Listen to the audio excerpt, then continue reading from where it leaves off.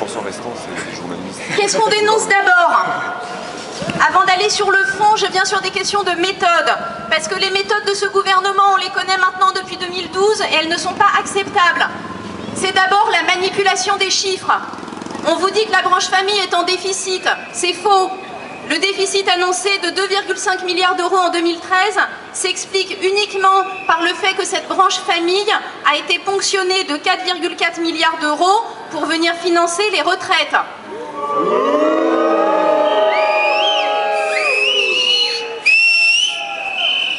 On vous parle de justice sociale.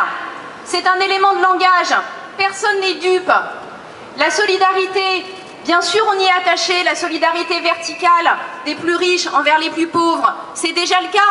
Les familles à revenus aisés, elles surcotisent par rapport aux autres, et c'est tant mieux. Mais on ne vous parle pas de solidarité horizontale. La solidarité horizontale, c'est celle des familles qui n'ont pas d'enfants à l'égard des familles qui ont des enfants. C'est aussi celle des familles qui ont des enfants et dont les enfants plus tard vont payer les retraites, y compris de ceux qui n'ont pas eu d'enfants.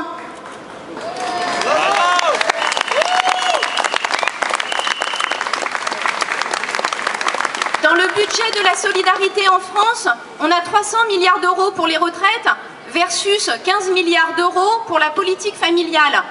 Or, c'est la politique familiale qui va financer les retraites. Ce que nous demandons, c'est une politique familiale ambitieuse, parce que nous, on voit plus loin que le bout de notre nez. On voit qu'il y aura des retraites à financer. Si vous cassez la politique familiale en allant ponctionner dans ces 15 milliards pour les réduire à portions congrues, c'est tout le système des 300 milliards que vous allez fragiliser. Et là, on change d'angle. Bravo.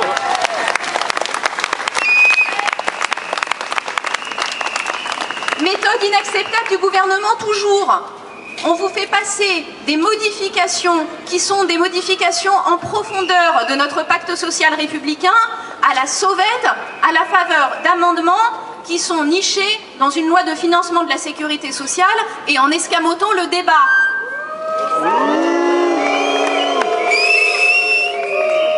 Le principe de l'universalité des allocations familiales, il remonte à 1945.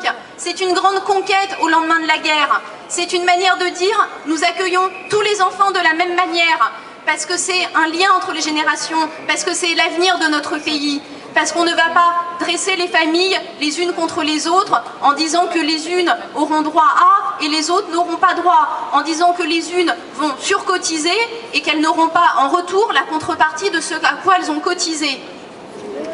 Je ne veux pas me perdre dans des batailles de chiffres.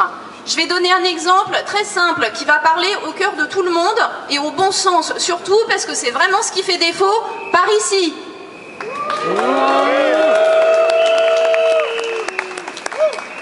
Alors, admettons que vous soyez au café avec des amis. Comme votre salaire est un peu plus élevé que le leur, vous allez proposer de mettre 10 € au pot commun pendant que les autres, ils vont mettre 3 € chacun. Et puis on fait une cagnotte comme ça, et on va payer la tournée de café avec. Et quand le serveur arrive, il vous dit « Ah non, toi, t'auras qu'une demi-tasse. » Vous lui dites « Bah, je comprends pas, en plus j'ai payé plus que les autres. » Il vous dit « Ouais, justement. Vous allez pas faire une drôle de tête ?» Si.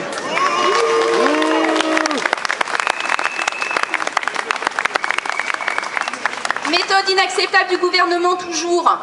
Le mensonge, on vous a promis que la fiscalité n'augmenterait pas, que les impôts n'augmenteraient pas. On joue sur les mots.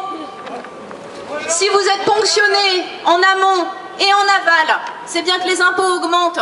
C'est un nouvel impôt. Oui.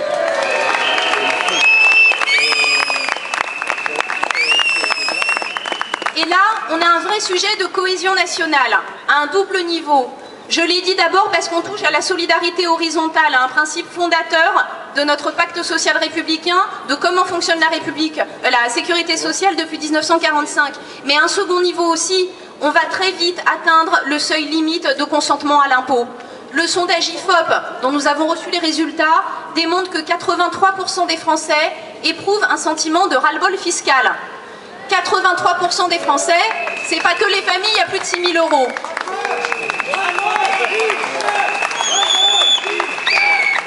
On ne va pas pouvoir tirer sur la corde indéfiniment. À un moment donné, ça va se rompre, l'élastique va casser. Si 83% des Français aujourd'hui éprouvent un sentiment de ras-le-bol fiscal, il faut arrêter.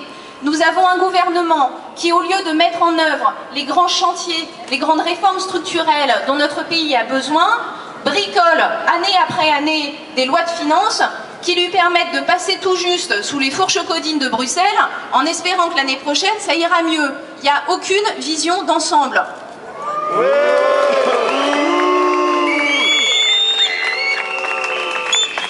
Et il n'est pas anodin qu'au moment où ce budget est examiné par Bruxelles avec le risque d'être retoqué, on aille chercher des économies sur la branche famille. Je pose la question, est-ce que le gouvernement n'est pas en train de brader la politique familiale pour un plat de lentilles ?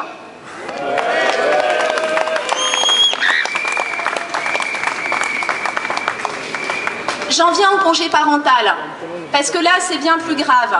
Là on est sur des questions qui touchent aux libertés fondamentales. Il appartient aux parents, aux couples, dans l'intimité de leur famille qu'ils connaissent, en fonction de leur organisation à un moment donné, en fonction de la sensibilité de leur enfant concret là qu'ils connaissent, de décider la manière dont ils souhaiteront s'organiser pour garder cet enfant ou pour lui apporter des soins. Nous ne voulons pas du féminisme des quotas, de ce féminisme étriqué, restrictif, qui considère qu'une femme doit être 50% à la maison ou 50% dehors et que son mari, pareil. C'est ridicule, c'est hors sol, c'est de l'idéologie, ça ne tient pas compte des besoins concrets des familles.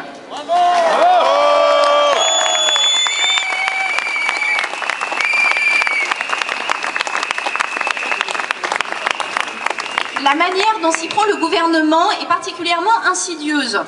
Bien évidemment, il ne pourrait pas interdire à une femme de demeurer plus de 2 ans auprès de son enfant, quand même, mais il s'y prend en tapant au portefeuille des familles, en récompensant financièrement les bons élèves, ceux qui auront bien appris la théorie du genre et qui vont jouer la parité à 50%, et en pénalisant financièrement ceux qui sont considérés comme les mauvais élèves. Ce n'est pas acceptable. Cette pression financière pour modeler des comportements en fonction d'une idéologie, nous ne l'acceptons pas.